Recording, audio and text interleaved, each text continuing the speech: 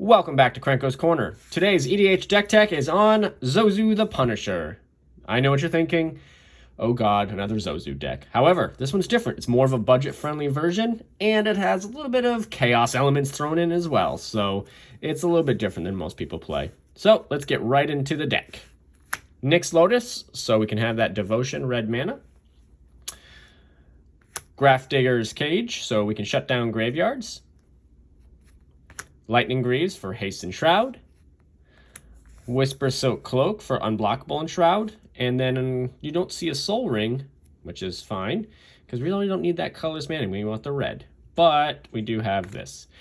World Slayer. Yep. I said there were some chaos elements in it. This is part of it. Destroy all permanents. No one's going to see this card coming because no one thinks you're going to be willing to sacrifice everything you have. So there's the start of it. Let's get into our creatures. We have Stigma Lasher. Then we'll shut down life gain for the rest of the game with the Wither. Aki Blizzard Herder. Well, I'm going to kill him and each player's going to sack a land. Now we don't need a lot of lands for this deck because we don't have a lot of high CMC cards. So once we get Zozu out, generally we're okay. Ingot Chewer. Evoke him in to shut down an artifact that's being a problem. Godo the Bandit Warlord. Gives us one of those three equipments that we're looking for, but if we really want to scare somebody, we'll drop in World Slayer. Dwarven Driller, destroying a land and or dealing that damage. Now the nice thing with him is you destroy target land, you can do this every turn unless they want to take that 2 damage. Captivating Crew, well, we can activate this ability more than once per turn, and we just want to steal your stuff. Harsh Mentor, go ahead and activate those abilities. We'll ping you down too. Invader Parasite. What we'll do is we'll exile one of our own mountains, and then each time a mountain comes in, we'll ping them again for 2 more. Tectonic Giant. Just being able to attack or become that target will lightning bolt somebody. Whenever they decide to tap those artifacts, I will have them. Thank you. Brash Taunter, because what's wrong with an indestructible goblin? That you can fight somebody and then hurt them anyway. Magus at the Wheel. Then we'll refill our hand because, again, red doesn't generally have a lot of things to refill the hand with. Atali, Primal Storm. Why not? I mean, if you start pinging yourself with your own Zozu, you might as well get some benefit with stealing something from them. Electrostatic Field. Being able to, whenever you cast that instant or sorcery, give another ping to them. There's a lot of pingers in here. So being able to have something extra on there will shut them down quicker than they think. Kazul's Toll Collector. Well, if World Slayer hits, and I can attach it for free, see what happens. Stuffy Doll, another effect being able to ping people with another doll in play. Neheb, Dread Horde Champion. Allowing us to discard what we don't need, get that draw in, but also get that red mana without having to tap our lands or put other lands into play is very nice. Chaos Warp, again, might as well throw some chaos and random into the deck. Get rid of that target permanent that's troubling us, but we do face the risk of who knows what we're going to get. Smelt, destroy an artifact on 1. Thrill of Possibility, discard to get 2. Why wouldn't I put a lightning bolt in here? Electro Dominance, dealing X damage to any target, and then you can cast a spell with X or less in your hand without paying its mana cost. Why not? Volcanic Offering, destroyed that non-basic land, and then another one. And then 7 damage. I mean, why not? Structural Distortion. Exile target artifact or land, and then 2 damage to them. You have that option of dealing with a problem land or a problem artifact. Pillage. Destroy a target artifact or land. You can't regenerate it. Incite Rebellion. For each player, Incite Rebellion deals damage to that player, and each creature that player controls equal to the number of creatures he or she controls. We're not running a lot of creatures in this deck, so we're generally not going to be running the risk of having this hurt us. And if we do, okay, it's chaos time. Faithless Looting. Draw 2, discard 2, and we only use that twice. We need that in the red decks. Mana Geyser. Red mana for each tapped land your opponents control. In multiplayer, this will give us enough mana to get something like a Tali out without having the risk of putting more lands into play than we don't need. Cleansing Wildfire, destroy their land, and you can have a basic land when we're done, and then I'll draw a card, thanks. Decree of Annihilation, remove all artifacts, creatures, lands, graveyards, and hands from the game. And then if I cycle it, I destroy all lands.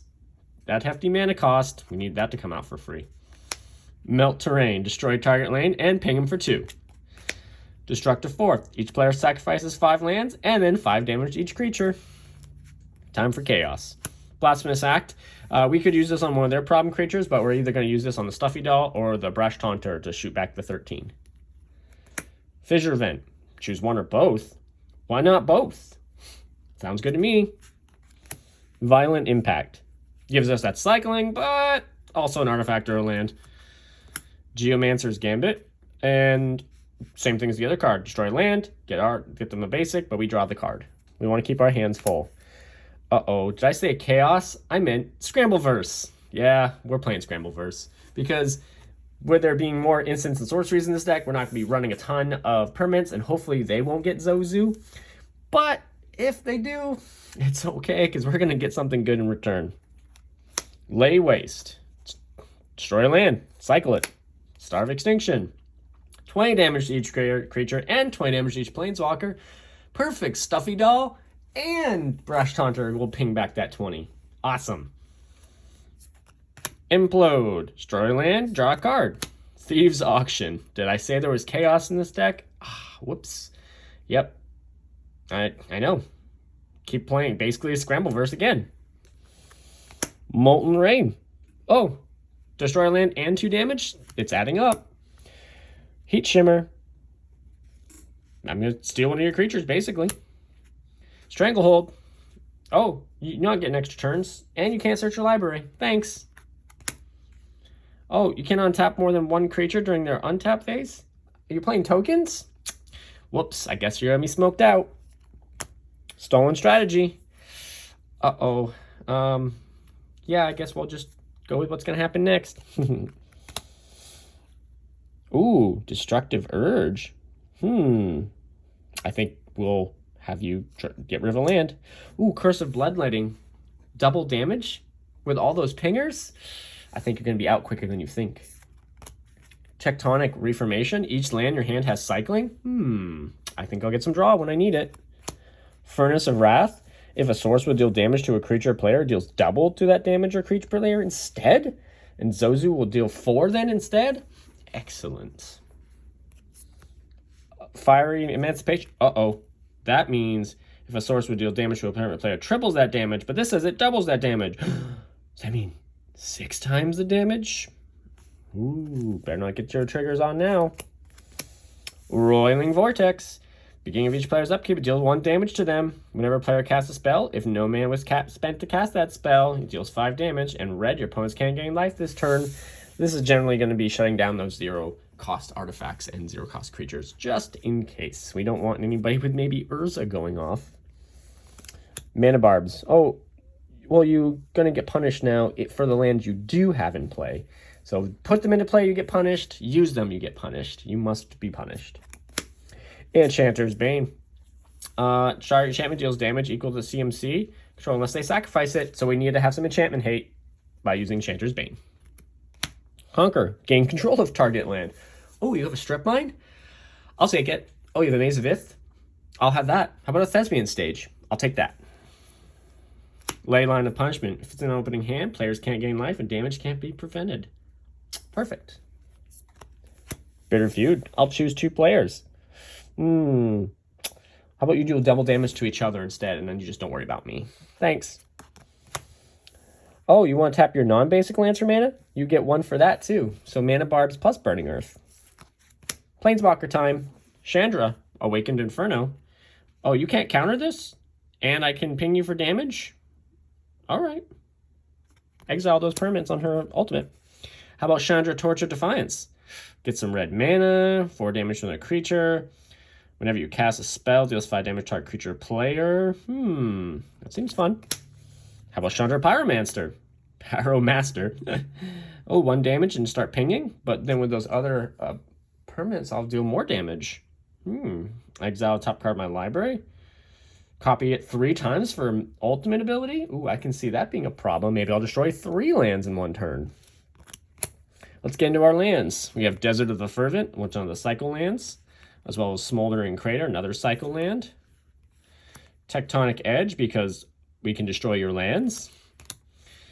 Blighted Gorge to be able to sacrifice it for 5 in case we have some mana floating around to deal 2 more damage. Ramunap Ruins. We can pay life to add red mana, or sacrifice it and deal 2 damage to each opponent. Then, of course, we have Field of Ruin. Why not? Sacrifice for 2, destroy non-basic land, and then we each get a basic land instead. That's okay with me. Forgotten Cave as our last cycling land, so we have 3 cycle lands in the deck in order to give us some draw that we needed, just in case we run out of gas. And then we've got 26 lovely mountains and a whole deck falling over. So that's our take on Zozu the Punisher, as I make a big mess. So that is Zozu the Punisher, our budget version. It's definitely a little bit different than maybe a more competitive version of the deck, but it's still very fun, and I have played it against some landfall decks, which is very interesting. They don't want to play anymore because of that. So if you enjoyed this, guys, give us a like, maybe subscribe to the channel for more of our openings, as well as our deck techs and episodes of Booze and Burn. And let us know in the comments below what you want to see next time. All right, you guys, have a great day.